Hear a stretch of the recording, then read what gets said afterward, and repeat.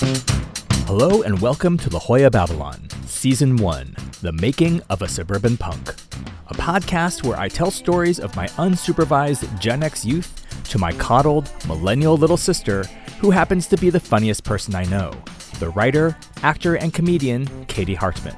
I'm your host, Aaron Hartman.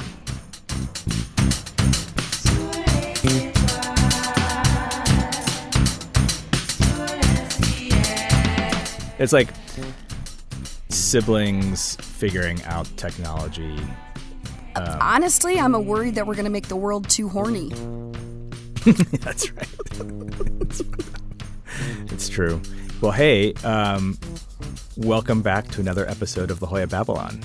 Episode 2, baby. So we recorded episode 1. Did you have any feelings afterwards? Yeah, well, listening to our conversation, my main feeling is that I need to stammer less and make my words a little bit more spaced out so I can edit better. Oh, yeah, that's very difficult. In like a conversation, you mean? Yeah, no, that's nearly impossible. That's my main takeaway. Yeah. It may happen. It may happen naturally, just as we are doing this more, but I wouldn't worry about it.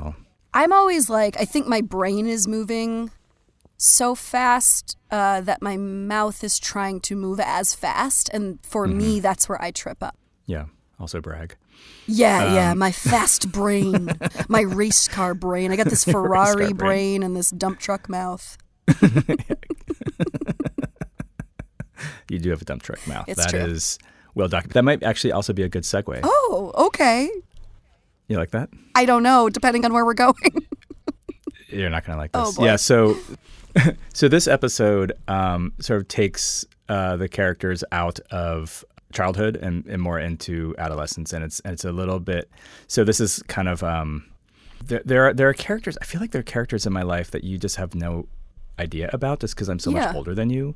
Because like when the action of this was happening, you were like 5, right? And like we lived in different houses. I was we basically doing a lot of blow. I was a little party girl. I wasn't paying attention to what you were doing. Right. It was the 80s. Exactly. Like a big hair and no cares. You probably. I didn't have no, big you didn't hair. have big hair. I wish. No. So this is going to bring us into kind of like the realm of a big chunk of the book, jumping into kind of that sort of middle school territory. Great. Anything else before I listen? No, I don't think you need. Except for you are mentioned very briefly in this one. Ooh, what's my fictional name? Fuck, I forget. Ugh. Oh no, I know. It's Lizzie. Okay. Well, no, because if you think about it, Catherine to Katie, Elizabeth to Lizzie. Oh, yeah, it's just a nickname for another name. Well, no, but there are names that I feel like there are some names that are like the same name. Like I feel like like Elizabeth and Stephanie. Like if there's someone, if I meet two people, Elizabeth and Stephanie, I will not remember which one is which. Or like dudes have the same thing. It's like I want to think like Matthew and Thomas. Those are like different names to me. But they're interchangeable to me. Wow. Yeah, they're just there are certain like kind of like, I don't know, I'll almost call them like brands of names that my brain just can't sort out. All right, this is, you know what? I'm learning so much about you. I don't like it. I don't like it. I'm talking too much. Okay, so how about this? We'll say goodbye now and text me when you're done. Great. All right, chapter 5 through. Oh yeah, we are talking chapter 5 through 9. Great. Yeah. All right. Bye. Bye.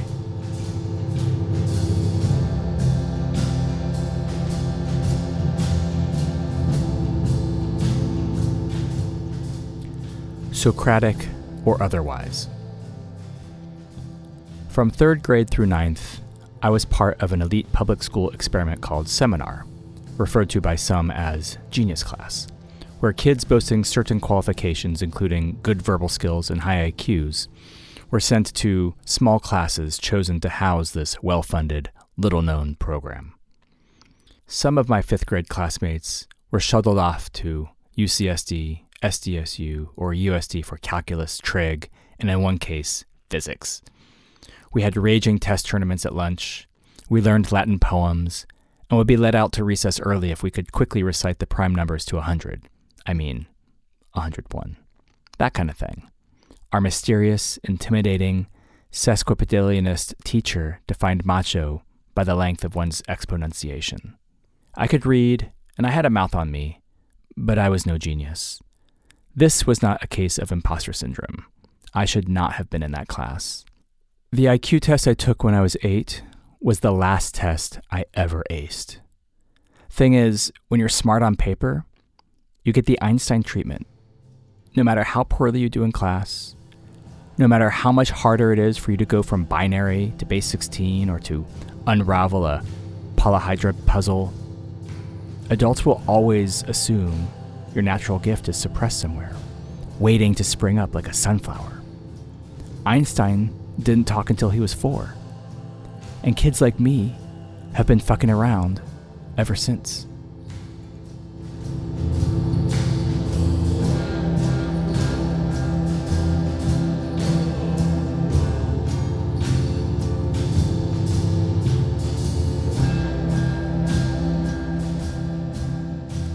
The Prophet.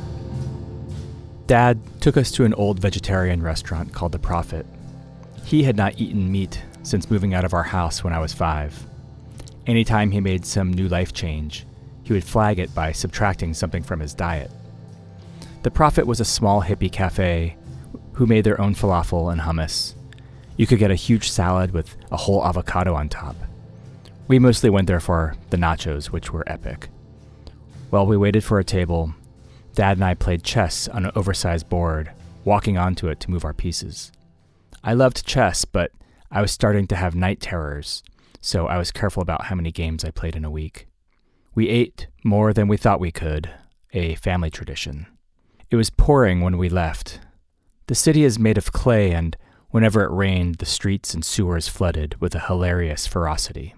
The car was across the street, and we splashed our way through the gutter river. Drenched and full from deep-fried health food, we buckled up in the steaming minivan. Dad sat in the driver's seat, and Irene sat beside him. Sharon and I were in the back. Little Nathaniel and Lizzie were home with the babysitter. So, kids, we want to talk to you about something. This was similar to how they told us that Irene was pregnant, but their house was total chaos, and we were pretty sure they were done having kids together. Irene took off her seatbelt and swiveled around, sitting in full lotus. Your father has been cheating on me. He had an affair. It went on for a while, but it's over now. Dad was looking at us through the rearview mirror in the dark. We were quiet. We still love each other very much, and we are trying to work through this. Irene stopped, and her profile stared at our dad's ear for a minute or two. Sharon asked, "Who is she?" Dad unbuckled and turned around in slow motion. It doesn't matter who it was. What matters is that it's over, and Irene and I love each other, and the kids don't know. It's very important that they don't find out. I'm very sorry to have to tell you this. Irene and I thought you should know what was going on. I've made a horrible mistake, and I'm so sorry. I then watched my father fall apart. He cried so hard, he was totally silent. Then the sound of snot, then breathing. He took his glasses off, which always had a startling effect. Irene dug into her purse and found a pack of tissues and handed him 2. Thank you. I love you both so much. I hope you can forgive me. Do you have anything you want to ask? 13-year-old Sharon was sitting bolt upright. Her big eyes were narrowed into slits, like a coyote sussing out which rabbit to chase. If you won't tell us who it was, then how long did it go on for? You owe us that at least. I ordinarily hated it when Sharon spoke for both of us, but this time I couldn't even open my mouth. Too long.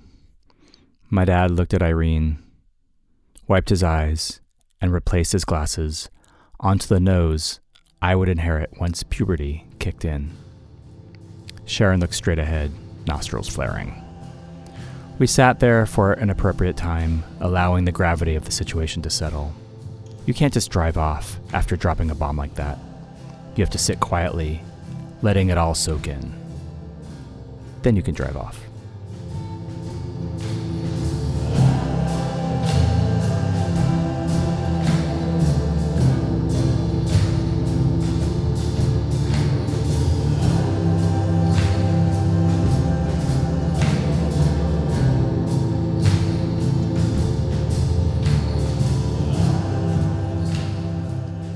Deep wells. I was preoccupied with my father's death. His father died in 1955 when my dad was 13. As my 12th year wound down, I had a horrible feeling my own 13th birthday would somehow cause his demise. Of course, this had more to do with the fact that the world revolved around me than anything else. Naturally, my therapist found this to be a deep well to mine. He wanted me to attack it head on and tell my father exactly what was troubling me, and that it would be a wonderful opportunity for us to connect. Of course he did. So one night, when I was staying at my dad and Irene's house, I told him there was something I wanted to talk about. We sat on his bed with the door closed, and I stammered that I was worried. Then I cried like I hadn't in years. My dad sat cross-legged and watched me. My main fear was that he was unhealthy. The stories about my grandfather were mostly about him being a short, fat hustler, and that he died alone after a heart attack, leaving my father and Bubby to fend for themselves. No life insurance, no savings. Wally Waxman was my grandmother's second husband to die. She got a job as a seamstress, and my father continued paving his way to becoming a perfect son. Looking at photos of the time, my dad looks fine. Not overly fit or obviously obese, just a guy in his mid-40s in the mid-80s. No one looked great back then. But the way he talked about himself was as if he was waddling around, pounding milkshakes between handfuls of Oreos. His weight and his feelings about his weight and general fitness were brought up often. My father would eat a 5-bean stew from the crock pot, while the rest of us ate pizza. He could pinch microscopic bits of cheesecake until he'd consumed a slice worth over the course of an evening. Then he would wait for us to go to bed and finish the pizza. No one I knew in my life had died yet. All my ancient aunts and uncles from the old country, with their mix of Midwestern and Ukrainian accents, were still kicking around, gardening and carving rocking horses. I had another 2 years before my Bubby would die peacefully at her kitchen table. I got picked up early from 9th grade and taken to the apartment to see the body. She had been placed on her bed, her face just starting to change color. I was horrified to see my baby half-sister playing with her hair, but then again, kind of, why not, right?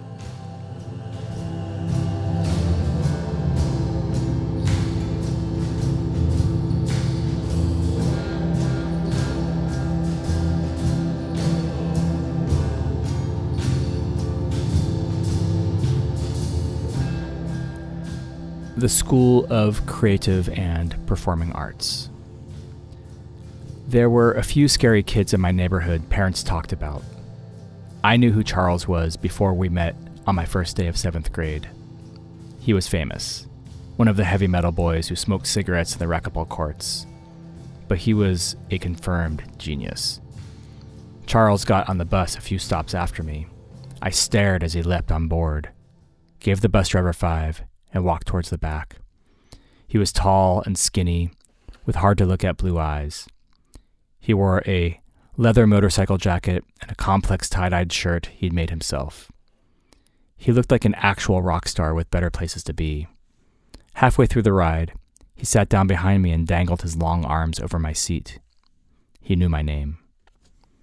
Before getting on that bus, I hadn't known anyone who'd smoked, did drugs, had sex, played guitar, bought their own records, snuck out of the house, called their parents by their first names, had facial hair, or broke any law.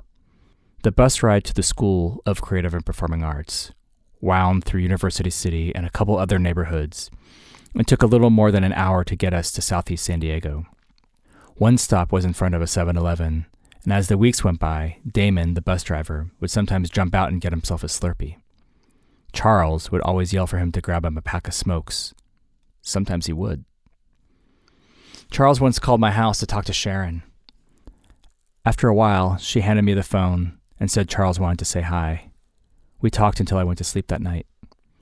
He began to call more often and would always ask for me. He would keep me on the line, telling me about his drug experiences, his sexual adventures, and his plans for the future.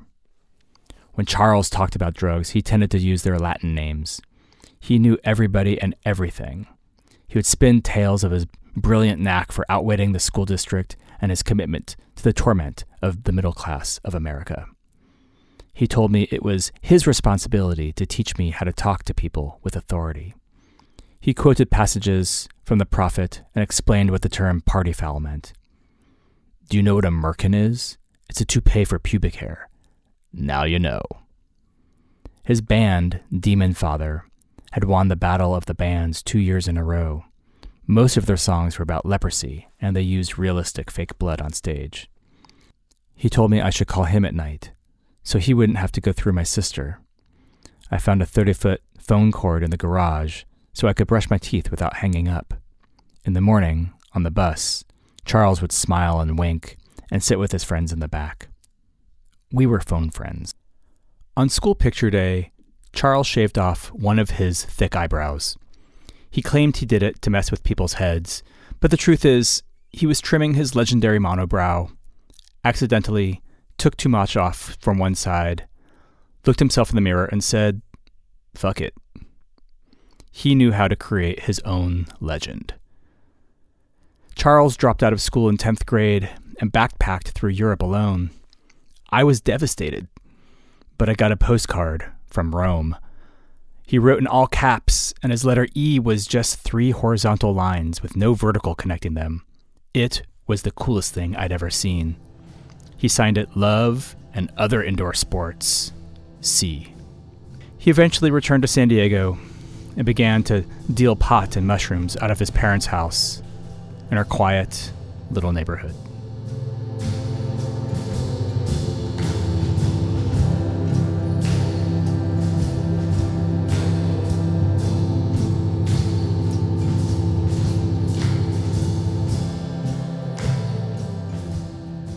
Sleepover.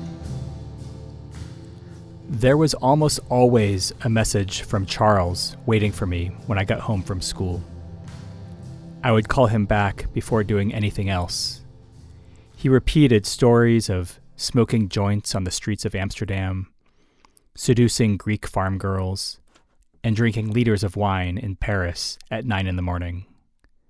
He was the first, but by no means the last friend of mine to come home from traveling, complaining about not being able to relate to his old friends.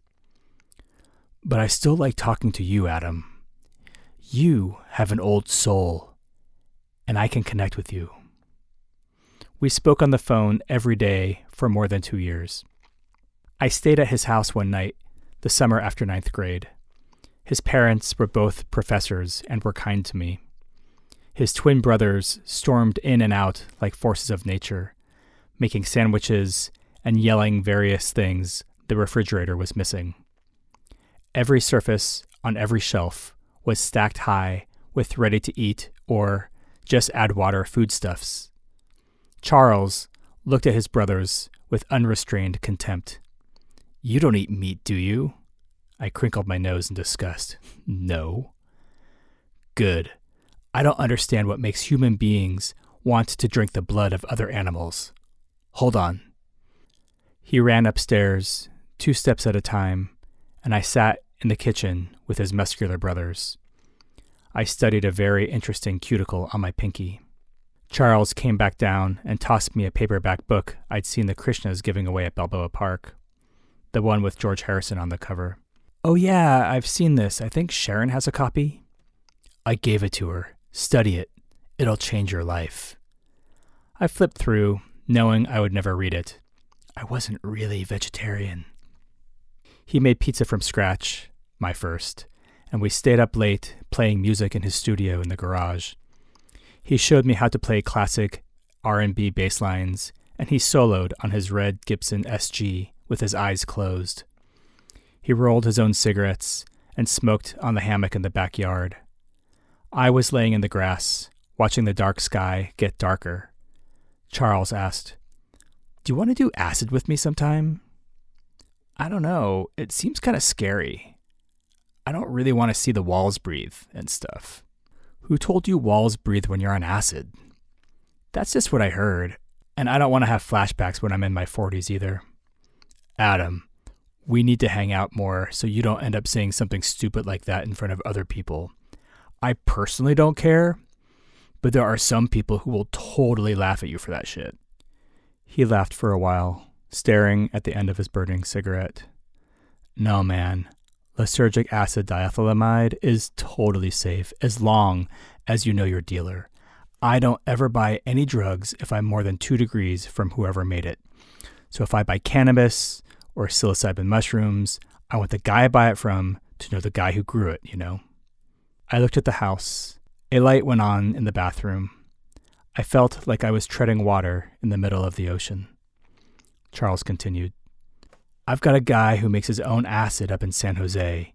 He knew Timothy Leary in the old days. He's practically a chemist. He used to sell it at dead shows as Purple Unicorn. I'm sure you've heard of it." "Maybe. I don't know." I was afraid to say anything, even though it was pretty obvious I didn't know what he was talking about at any point. The thing about LSD is that the high is great. It is. It's probably the strongest drug out there in terms of changing your perceptions, but peaking isn't the reason to do it. It's the come down, you know? Because you're high for the whole day, 12 hours if you're lucky. And so you start thinking that it's never going to end.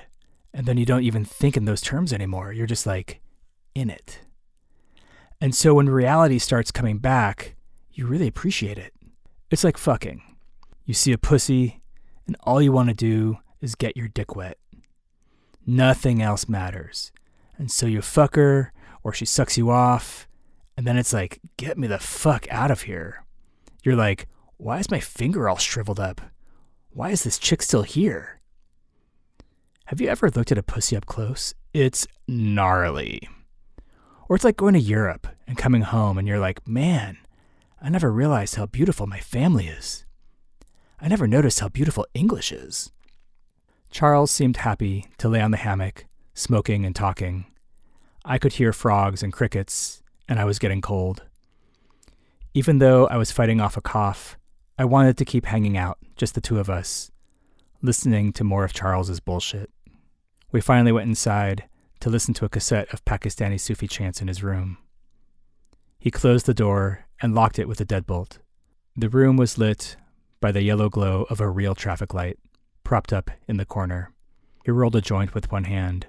"My good friend Shiloh gave this to me. You know her? She's got the reggae show Roots FM on 89.3. We're old friends, practically family." He lit up and drew deeply, sucking in fresh air in quick gulps. He squinted through the smoke. As he exhaled, he said, "I think she wants me to marry her daughter." "You sure you don't want to taste? You won't find better since Amelia Sativa." No thanks. "Good for you. Don't give in to peer pressure." He killed his joint between his wet fingers, drew the blinds, and got into bed. I was laying in a sleeping bag on the floor, looking at his sexy black light posters. The room was darker than I preferred.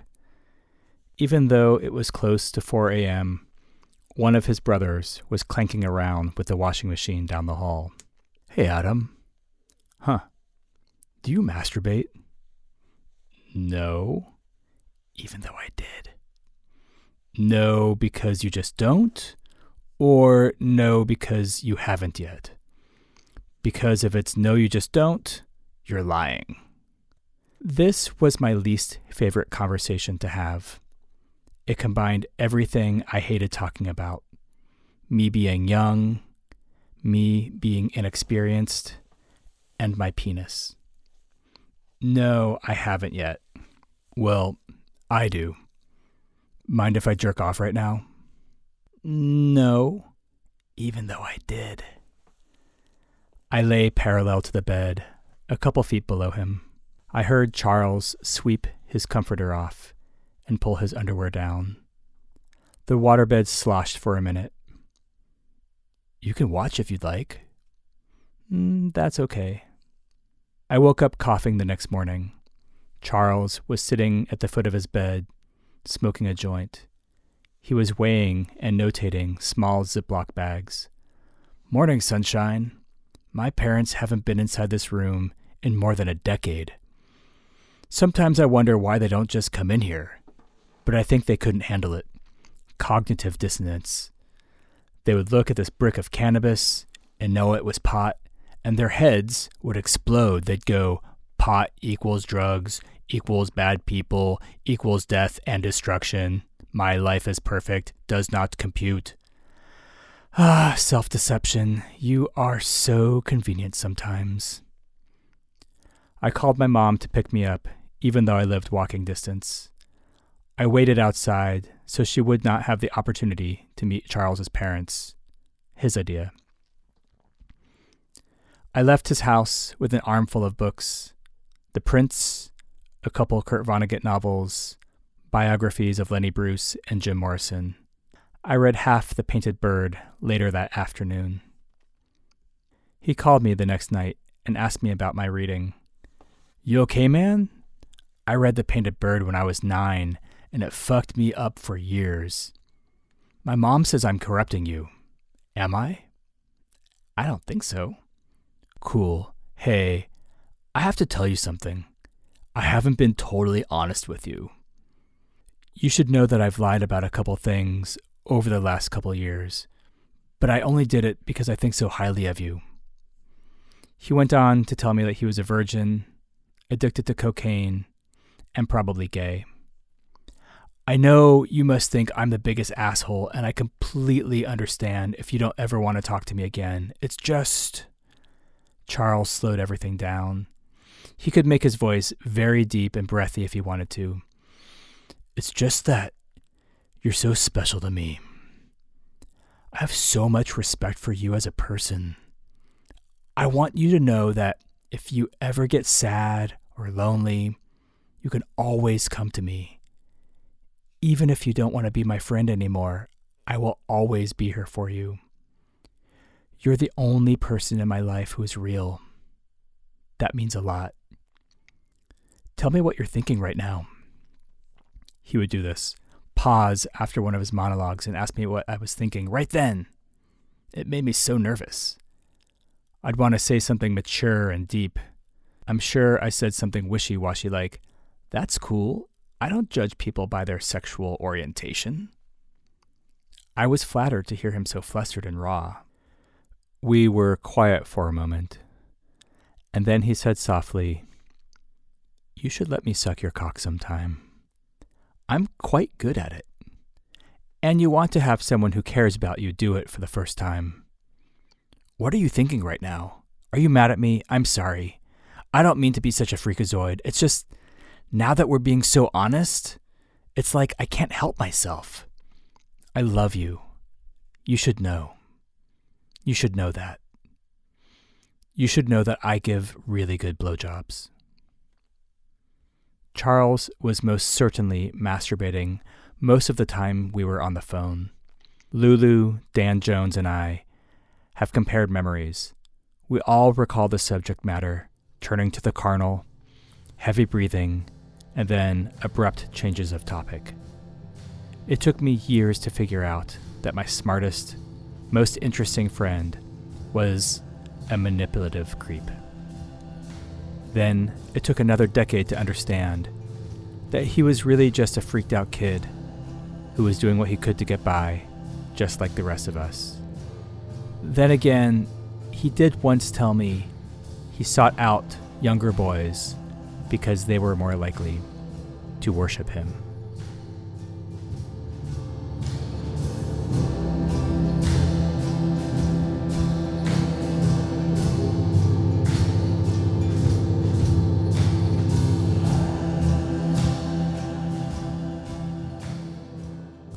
Welcome back. Okay, now I understand where we're getting into. No, not in a bad way. Not in a bad way. Just like I think I already knew it. It's just sort of like those are very specific chapters that span a breadth. Yes. Of experiences. That's right. Yeah, and it leapfrogs you into kind of like that early adolescence thing. Right? Definitely. Yeah. But I mean, before we get into the meats of it, one thing that popped out to me was like, did you have night terrors about chess? I did. That is wild. Yeah. Yeah, I had like waking night terrors that were like I would basically find myself in a different part of the house. Oh my God. Screaming. What? Yeah. And like it had to do with Dad. A lot of times it would be like this full on anxiety thing where like, you know, in my mind I had to do this like some physical task that was impossible, like run back and forth across the house 500 times in a minute or something like that. Yeah. And if I didn't, then Dad would die. Like it was all about that. Oh my God. I know. And playing chess and getting into it, I think there was something about the way your brain starts kind of working in those kind of strategies, you know, and also ahead. Thinking ahead. And I think my little brain just couldn't process. Yeah. And I still I really you know, my son is really into chess.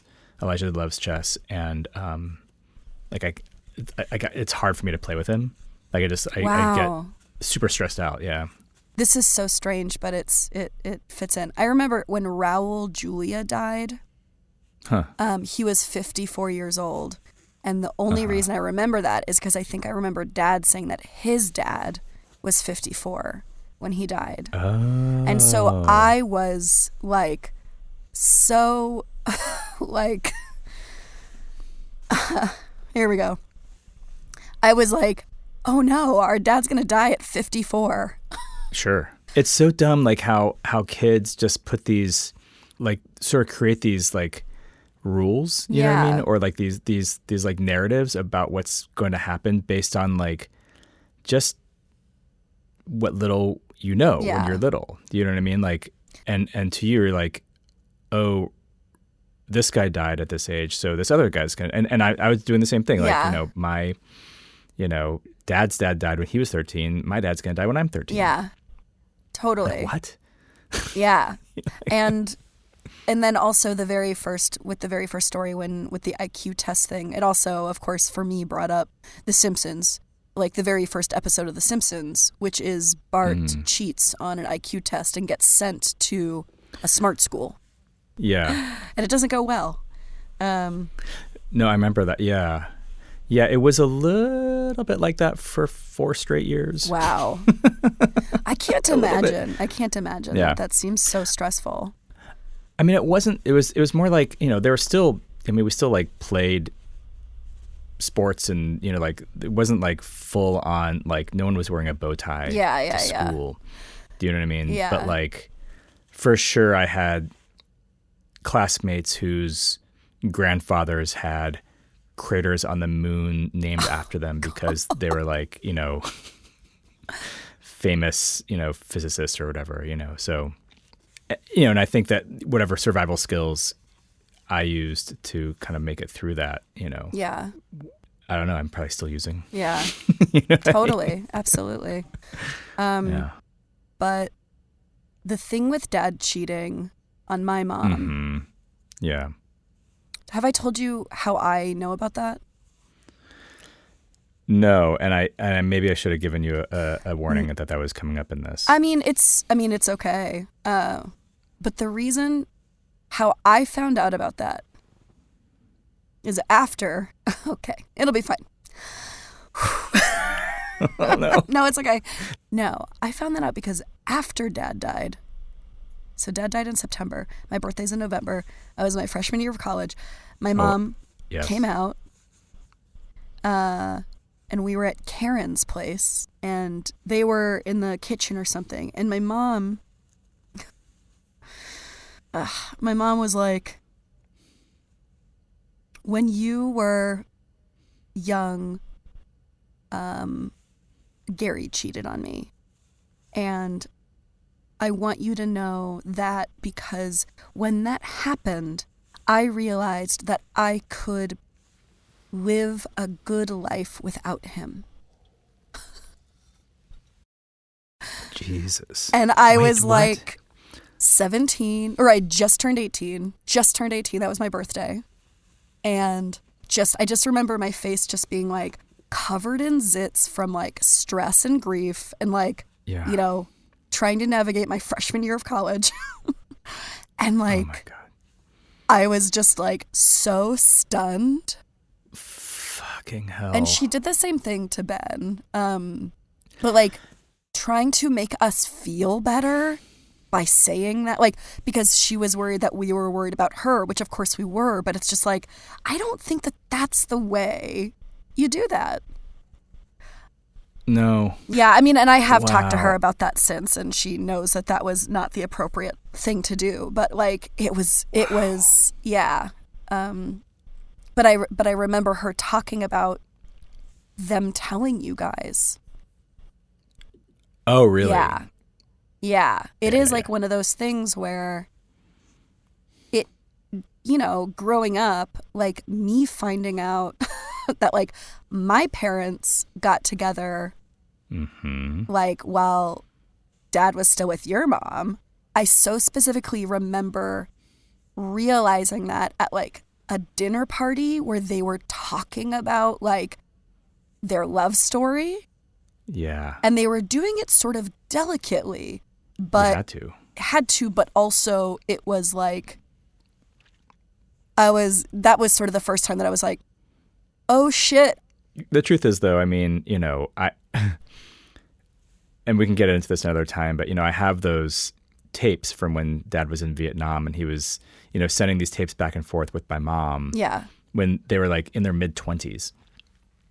And you could hear evidence of their relationship kind of sucking even back then. I mean, and they're like so full of like lovey-dovey, you know, it's super annoying to listen to them. Like they are like, you know, they call each other actually Ruv, like R-U-V, Ruv. And they actually, when they wrote it out in their letters, it was R-U-V. Yeah.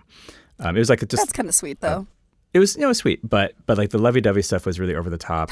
Like I remember Dad like correcting her in this. Oh no, I know what it was. He was like, he goes, I wonder if you could, when you make their tapes, could you not eat while you're making the tapes? Because, and you know, and he goes, you know, and he starts kind of like imitating her. By the way, love, could I ask you something to do not when you're making a tape? Could you not eat? You know how I love when people eat when they're talking over the telephone. It's about the same way when you're talking on a tape recorder and you're foul. You know what I mean, love? Is that okay? Still love you whole lots.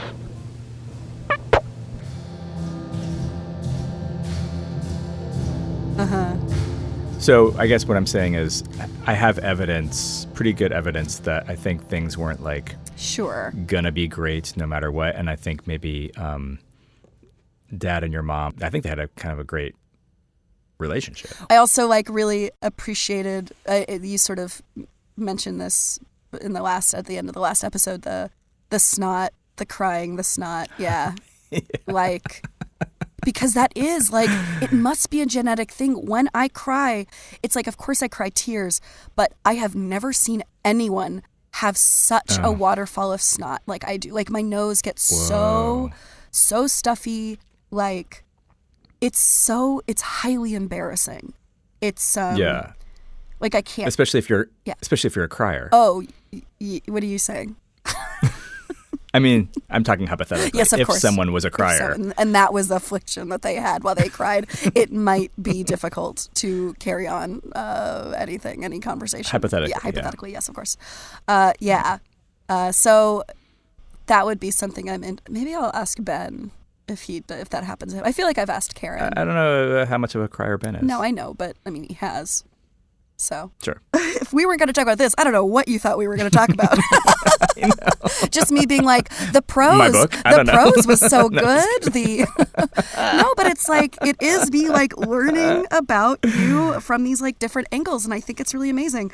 Bubby dying. Oh my gosh. Like, so I remember being told when I was like coming out of a nap, like out of a crib, but I don't remember anything else about it. Like, the fact that... and I don't know if you were really playing with her hair, but like, you were definitely like approaching her like she was still there. Yeah, Do you know totally, what I mean? of course. You know, she was the first dead body I'd ever seen, and it's weird to see a dead body. I mean, dead bodies are like, it's just a really rare, hopefully a rare thing to see. Yeah.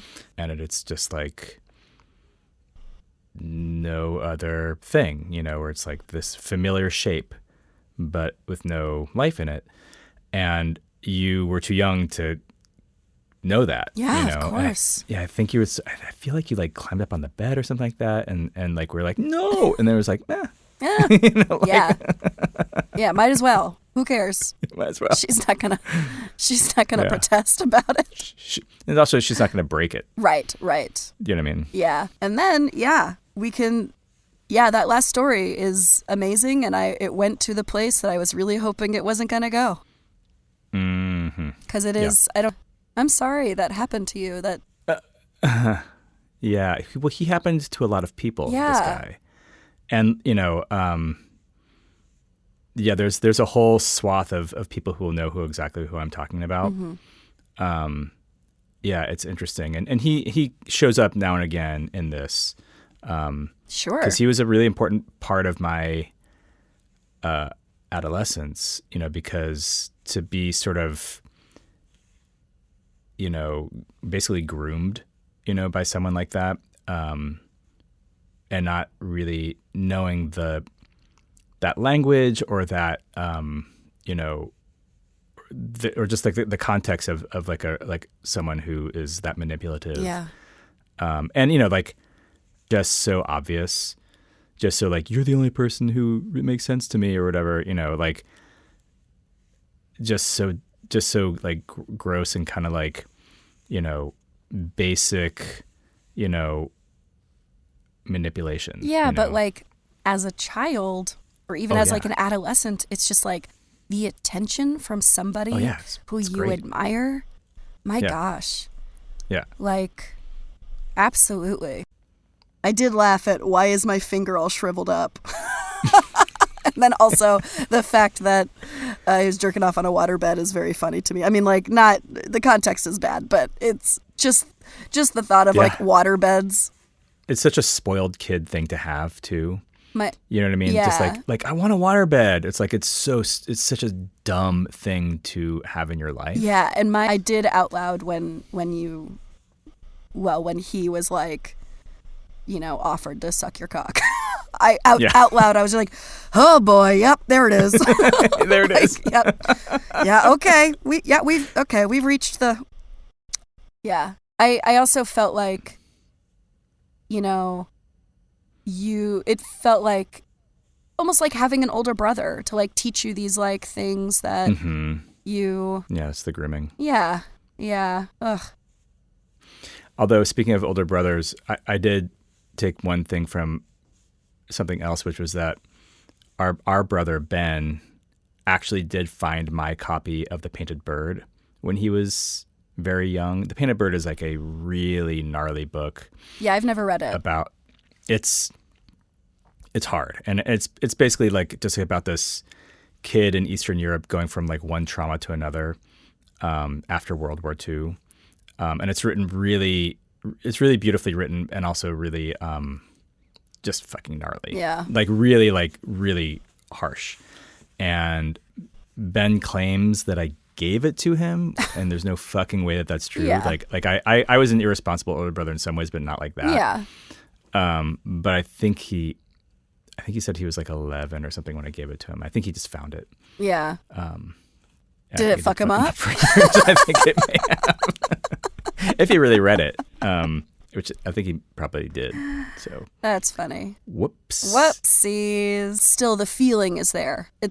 Like you really, I think, captured the feeling of like admiration turned into like, I don't really know what to do right now. You know, it's such like, that's such a confusing time in general, but to have somebody that close, that's somebody that you admire, like cross a very specific line. Also, I do love the idea of somebody calling like up like their younger friend and being like, I lied to you about so many things. Like I am still a virgin. I do a ton of coke and I think I'm gay. Do you know what I mean? Like in my brain, I'm like, actually, that's like that's great. You created some intimacy, and then it just like kept going further into emotional manipulation. Just like right. The intimacy was setting the table. Yeah. Rough. Yeah. Oof. Yeah. It's pretty good though. No. You know. Whatever. It's yeah. Let's just that's how we can close it up. You know, whatever. Whatever. It's chill, bro. But like I said before, it's like, when you try to think about, if you're going to, tell the story of your life or whatever, you can't actually tell the story of your life. You have to kind of find snapshots that represent eras or changes or whatever. Did you ever tell Karen about that? Like, does she know?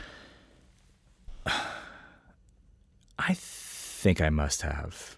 I probably told her around this time that it happened because they were friends before he and I were friends. Right. And so, yeah, and I think it was like, oh God, he's such a creep. Yeah. You know what I mean? Like I don't, Yeah.